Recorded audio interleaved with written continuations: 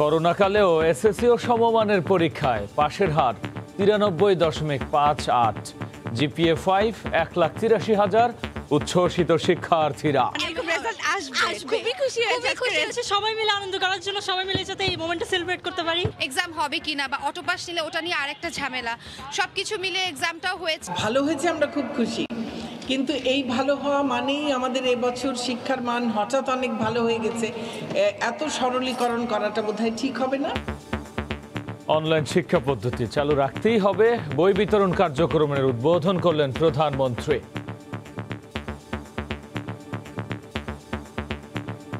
বই উৎসব আমরা করি, তবে করোনার কারণে আমরা বই উৎসবটা করতে পারিনি। অনলাইনে শিক্ষাটা চালু রাখতেই হবে, এখন থেকে শিক্ষা মন্ত্রণালয়কে সেই প্রস্তুতি নিতে হবে। দেখছিলেন প্রধান শিরোনাম। রাত 11টার সময় সঙ্গে আছি আমি গোলাম রাব্বি।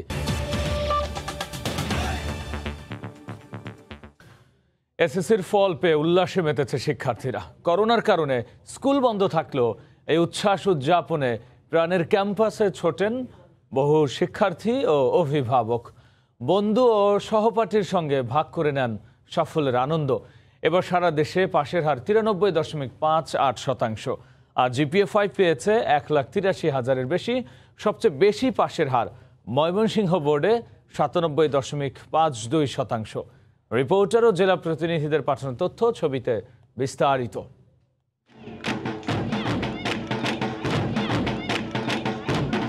হইহুল্লোড় আর আনন্দ উল্লাসে গা ভাসিয়েছেন শিক্ষার্থীরা। এসএসসির প্রত্যাশিত ফলের ছাপ যেন তাদের চোখে মুখে। ফল নিয়ে দীর্ঘদিনের উৎকণ্ঠা ও উত্তেজনা নিমিষেই উড়ে যায় শিক্ষার্থীদের বাঁধ ভাঙা উচ্ছ্বাসে। স্কুলে এসেছে সবাই মিলে আনন্দ করার জন্য সবাই মিলে সাথে এই মোমেন্টটা সেলিব্রেট করতে পারি। স্কুলে আসছি তো সবার সাথে আনন্দটা উপভোগ করার জন্য। পরীক্ষাটা হওয়াতে আরো বেশি খুশি, অনেক এক্সাইটেড। তবে ফল প্রকাশের পর স্কুলে স্কুলে যে আনন্দঘন পরিবেশের সৃষ্টি হয় তা এবার বেশিরভাগ ক্যাম্পাসেই ছিল না। মুঠোফোনের খুদে বার্তায় আর ওয়েবসাইটে ফল প্রকাশের কারণে বিদ্যালয় প্রাঙ্গণে ভাটা পড়ে গতানুগতিক চিত্র। এবছর সারা দেশে এসএসসি ও সমমান পরীক্ষায় গড় পাশের হার 93.58%।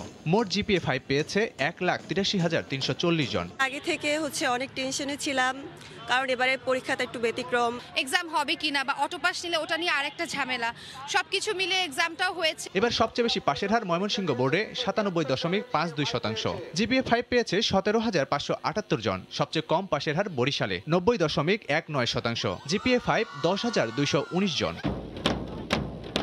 সর্বোচ্চ জিপিএ 5 ঢাকা বোর্ডে 49,530 জন। পাশের হার 93.15%।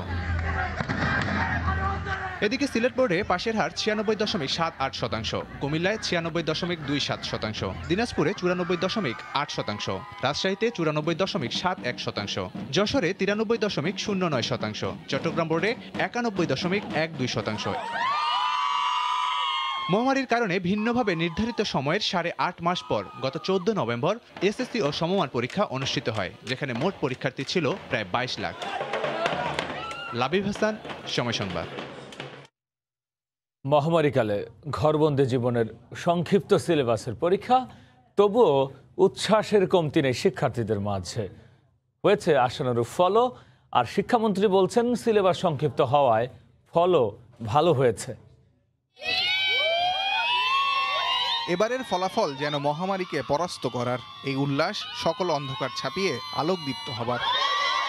করোনাকালে সব অনিশ্চয়তা ছাপিয়ে এটাই ছিল প্রথম পাবলিক পরীক্ষা। 1.5 বছরের দীর্ঘ বিচ্ছিন্নতা দূর করে সংক্ষিপ্ত আকারে নেওয়া হয় 2021 সালের এসএসসি ও সমমান পরীক্ষা। নভেম্বরে পরীক্ষা শেষ হওয়ার মাত্র 1 মাসের মধ্যে বৃহস্পতিবার ফলাফলও প্রকাশ করল শিক্ষা মন্ত্রণালয়, যাতে বেড়েছে পাস ও জিপিএ 5 এর হার। যেহেতু করোনার পরিস্থিতি ছিল, স্কুল কলেজ বন্ধ ছিল, এর মধ্যে আসলে পড়ালেখাটা চালিয়ে যেতে হয়েছে। অটো পাসের চেয়ে পরীক্ষাটা নেওয়াটা অনেক ভালো। অবশ্যই অনেক বেশি উল্লাসিত। আর সবচেয়ে বড় কথা হলো এই মহামারীর পরেও যে আমাদের অটো পাস না দিয়ে পরীক্ষা হয়েছে, এই ব্যাপারে আমি অনেক খুশি। ভাবিনি যে এমন রেজাল্ট আসবে, খুবই খুশি হয়েছে রেজাল্টে। পরীক্ষা হওয়ারই যেখানে কথা না, সেখানে যে ওরা 3টা সাবজেক্ট নিয়েছে, এতে আমরা হ্যাপি। এবছর পাশের হার 93.58%, আর জিপিএ-5 পেয়েছে 1,83,000 শিক্ষার্থী। সবচেয়ে বেশি 97.52% পাশের হার ময়মনসিংহ বোর্ডে। সর্বাধিক 49,530 জন জিপিএ-5 পেয়েছে ঢাকা বোর্ডে। সংক্ষিপ্ত সিলেবাস ছিল, চয়েস অনেক বেশি ছিল, ভালো হয়েছে, আমরা খুব খুশি। কিন্তু এই ভালো হওয়া মানেই আমাদের এবছর শিক্ষার মান হঠাৎ অনেক ভালো হয়ে গেছে, এত সরলীকরণ করাটা বোধহয় ঠিক হবে না। আমাদের এটা আরো অনেক বাড়তে হবে, আমাদের যেতে হবে আরো অনেক অনেক দূর। গত বছরের তুলনায় পাশের হার বেড়েছে 10.71%। তাজওয়ার মাহমিদ, সময় সংবাদ, ঢাকা।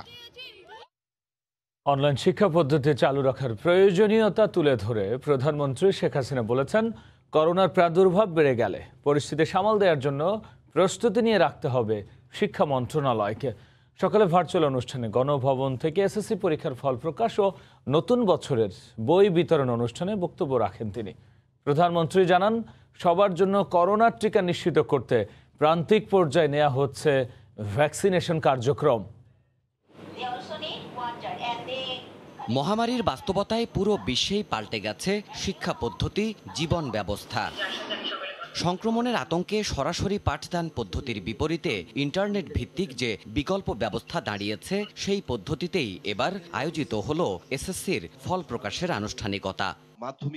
বৃহস্পতিবার সকালে বঙ্গবন্ধু আন্তর্জাতিক সম্মেলন কেন্দ্রে শিক্ষা এবং প্রাথমিক ও গণশিক্ষা মন্ত্রণালয় আয়োজন করে চলতি বছরের এসএসসি ও সমমান পরীক্ষার ফল প্রকাশ ও নতুন বই বিতরণের জোড়া অনুষ্ঠানের। গণভবন থেকে এতে ভার্চুয়াল মাধ্যমে যুক্ত ছিলেন সরকার প্রধান শেখ হাসিনা। ডিজিটাল পদ্ধতিতে উদ্বোধন করেন এ বছরের এসএসসির ফলাফল ঘোষণা করছি।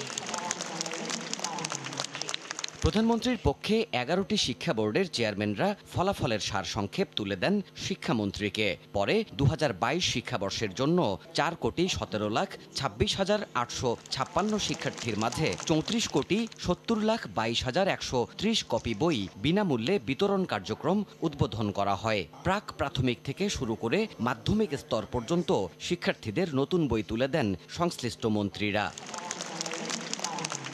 অনুষ্ঠানে প্রধানমন্ত্রী বলেন, মহামারীর কথা বিবেচনায় নিয়ে প্রথাগত শিক্ষা পদ্ধতির পাশাপাশি অনলাইন পাঠদান চালিয়ে যাওয়ার জন্য প্রস্তুতি রাখার কোনো বিকল্প নেই। করোনা কখনো বাড়ছে, কখনো কমছে, আর আমরা সবসময় যেটা লক্ষ্য করেছি যে এই শীতের পরপর যেন এর প্রাদুর্ভাবটা আবার বেড়ে যায়। কাজেই এখন থেকে শিক্ষা মন্ত্রণালয়কে সেই প্রস্তুতি নিতে হবে, অনলাইনে শিক্ষা যাতে প্রত্যেক ঘরে ঘরে পৌঁছায় সে ব্যবস্থাটা নিতে হবে। এ সময় ডিজিটাল মাধ্যমে শিক্ষার্থীদের সহায়তা করতে অভিভাবকদেরও আহ্বান জানান প্রধানমন্ত্রী। বলেন, সবার কাছে টিকা পৌঁছে দিতে সব উদ্যোগ নেওয়া হচ্ছে। ছেলেমেয়েরা যেন ঘরে বসেও পড়তে পারে, সে ব্যবস্থা অনলাইনে শিক্ষা নিতে পারে, সেটাও চালু করা হয়েছে। যে কার্যক্রমটা আমরা চালু করেছি এবং অনলাইনে বা মোবাইল ফোনের মাধ্যমে দিচ্ছি, এ ব্যাপারে অভিভাবকদেরও এগিয়ে আসতে হবে, সহযোগিতা করতে হবে। পুঁথিগত বিদ্যার সঙ্গে সঙ্গে শিক্ষার্থীদের পুষ্টি সচেতনতা ও মানবিক শিক্ষা দিতেও অভিভাবক, শিক্ষক সহ সংশ্লিষ্ট সবাইকে অনুরোধ করেন সরকার প্রধান। 26,000 দেবাশিস রায়, সময় সংবাদ, ঢাকা। আধুনিক প্রযুক্তি সম্পন্ন বিমান বাহিনী গড়ে তোলার কথা জানিয়ে প্রধানমন্ত্রী শেখ হাসিনা দেশে যুদ্ধ বিমান তৈরি করার আশা প্রকাশ করেছেন। যশোর বিমান বাহিনী একাডেমিতে শীতকালীন রাষ্ট্রপতি কুচকাওয়াজে গণভবন থেকে ভার্চুয়ালি যুক্ত হয়ে বক্তব্য রাখেন সরকার প্রধান। নবীন কর্মকর্তাদের দেশ ও জনগণের প্রতি সততার সঙ্গে দায়িত্ব পালন করতে নির্দেশনাও দেন তিনি। যশোর থেকে তোহা খান তামিমের রিপোর্ট। বৃহস্পতিবার যশোর বিমান বাহিনী একাডেমিতে বিমান বাহিনীর সদস্যদের সুশৃঙ্খল প্যারেডের মধ্য দিয়ে শুরু হয় শীতকালীন রাষ্ট্রপতি কুচকাওয়াজ 2021।